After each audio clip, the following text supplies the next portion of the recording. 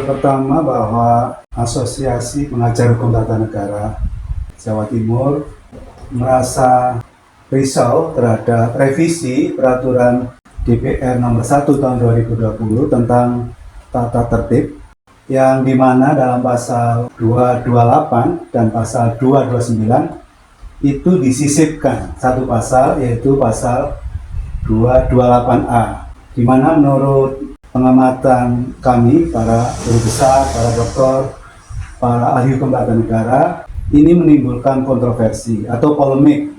Karena apa? Karena dipandang bahwa DPR terkesan memaksakan diri untuk memperluas kewenangan dalam rangka, kalau di dalam pasal 228A itu adalah meningkatkan fungsi pengawasan dan menjaga kehormatan DPR. Jadi tujuannya ada dua, yaitu meningkatkan fungsi pengawasan dan menjaga kehormatan DPR terhadap hasil komisi sebagaimana dimaksud dalam pasal 227 ayat 2. DPR dapat melakukan evaluasi secara berkala terhadap calon yang telah ditetapkan dalam rapat paripurna DPR. Jadi terhadap calon pejabat negara, kira-kira ada 36 lembaga negara itu yang di fit and proper oleh DPR RI dalam rapat paripurna. DPR itu mengekspan kewenangannya adalah dapat mengevaluasi secara berkala. Yang di ayat 2, hasil evaluasi dimaksud pada ayat 1 bersifat mengikat dan disampaikan oleh komisi yang melakukan evaluasi kepada pimpinan DPR untuk ditindaklanjuti sesuai dengan mekanisme yang berlaku. Jika benar bahwa rumusan pasal 228A itu seperti dimaksud, yang kemudian adalah memiliki kewenangan melakukan evaluasi berkala dan itu bersifat mengikat kepada lembaga negara lain, ini dipandang tidak tepat karena peraturan tata tertib itu adalah peraturan yang berlaku secara internal, hanya berlaku untuk internal DPR, tidak berlaku terhadap lembaga negara lain, termasuk dalam hal kaitan ini adalah eksekutif di satu sisi dan yudikatif di sisi yang lain. Kenapa dianggap ini tidak tepat? Karena DPR seolah-olah memerankan dirinya sebagai legislatif heavy. Jadi kalau dulu di zamannya Pak Harto, Orde Baru itu ada disebut sebagai eksekutif heavy. Jadi eksekutif itu memiliki kewenangan yang lebih besar dibanding legislatif dan yudisial. Tetapi belakangan ketika perubahan Undang-Undang 45 itu memilih menganut sistem pemerintahan presidensial dengan check and balance system, harusnya mereka itu adalah setara, mereka equal, baik eksekutif, legislatif maupun yudisial, tetapi mereka adalah melakukan check and balances, jadi pengawasan secara berkeseimbangan.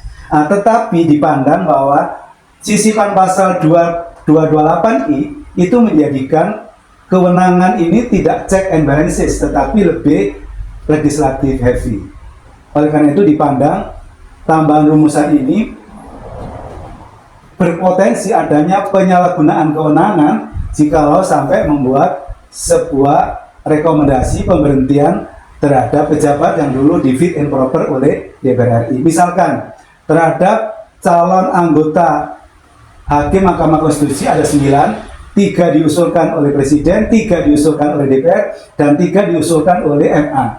3 diusulkan oleh DPR ini, karena dulu di fit and proper melalui rapat paripurna, maka dia bisa mengevaluasi terhadap kinerja seorang hakim yang itu direkomendasi pada saat fit and proper melalui DPR RI. Yang itu dipandang bertentangan dengan prinsip kekuasaan kehakiman yang bebas dan merdeka.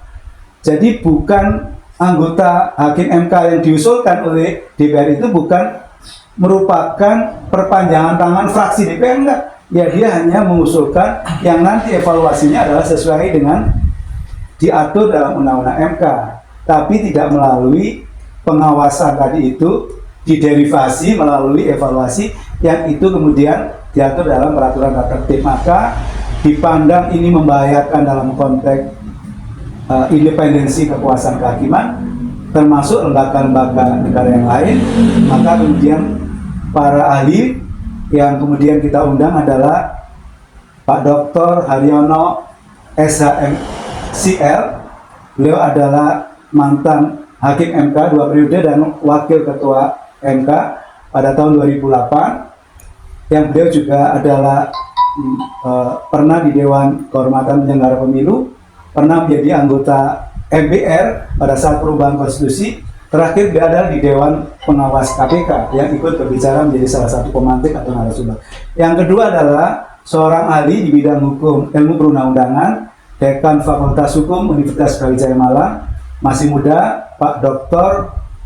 Aan Eko Widiarto, SH, FHUM, yang beliau adalah mengkaji lebih jauh apakah ini sesuai nggak dengan tata urutan peraturan perundangan gitu. Apakah ini tepat, memiliki legalitas yang mumpuni tidak pengaturan kewenangan DPR itu ditaruh dalam peraturan tata tertib. Dari hasil diskusi yang dihadiri kurang lebih 200 peserta dari berbagai kalangan seluruh Indonesia, diperoleh kesimpulan bahwa dipandang pengaturan tentang kewenangan pengawasan oleh DPR melakukan evaluasi secara berkala terhadap calon pejabat yang dulunya di fit and proper melalui tata tertib adalah tidak tepat, karena tata tertib itu berlaku secara internal, tidak bisa berlaku mengikat keluar. Yang kedua adalah dipandang tidak sesuai dengan prinsip trias politika, di mana masing-masing kekuasaan itu harus ada check and balance system secara berkeseimbangan. Tidak boleh ada legislatif heavy atau tidak boleh ada eksekutif heavy atau judicial heavy. Maka harus berkeseimbangan.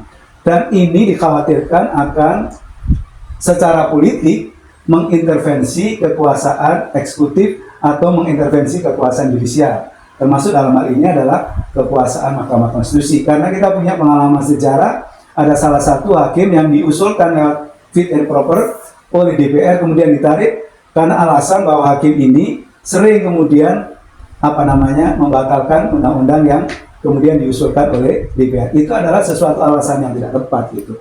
Yang ini yang disebut oleh Profesor I. Gede Palguna, disebut ini akan merusak sistem ketatanegaraan karena tidak ada apa yang disebut sebagai check and balance system gitu.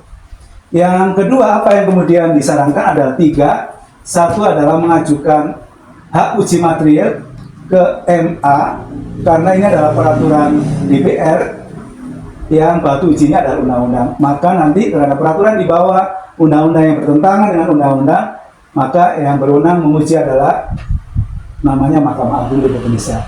Tetapi disarankan juga untuk mengajukan hak uji material undang-undang MD3 itu bertentangan dengan konstitusi kalau ternyata nanti ada revisi, yang revisinya itu memberikan penguatan terhadap kewenangan DPR yang tidak sesuai dengan kewenangan dan check and balance system. Yang ketiga disarankan, karena ini dianggap sebagai valid legal, peraturan kebijakan yang bersifat internal, dilakukan pengajuan gugatan ke PT UN. Oleh karena itu